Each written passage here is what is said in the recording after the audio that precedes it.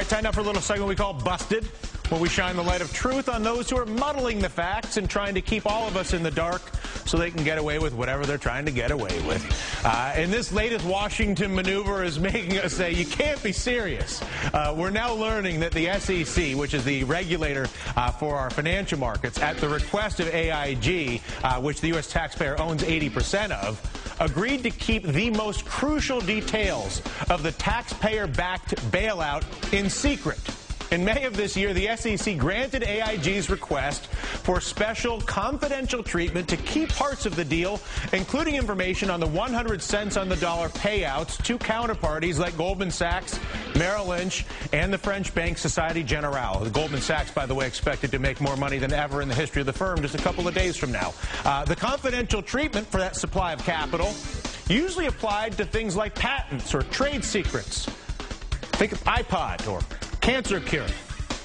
Newsflash here, we're not talking about an iPod nor a prescription drug. We're talking about the scene of a crime.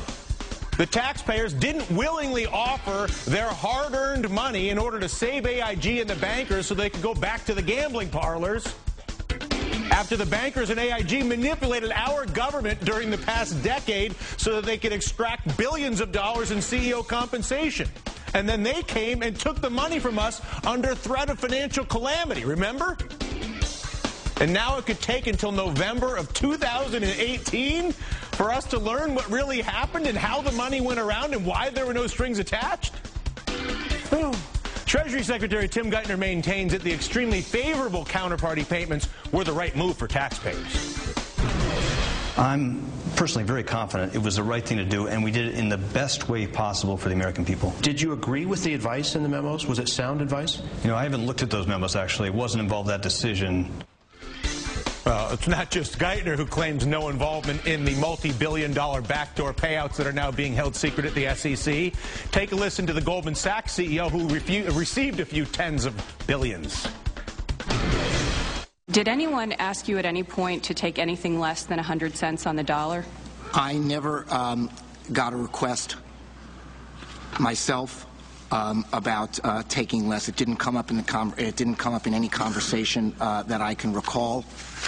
Subsequently, somebody in my organization told me that he got a question to the effect that at least contained the inference that he drew.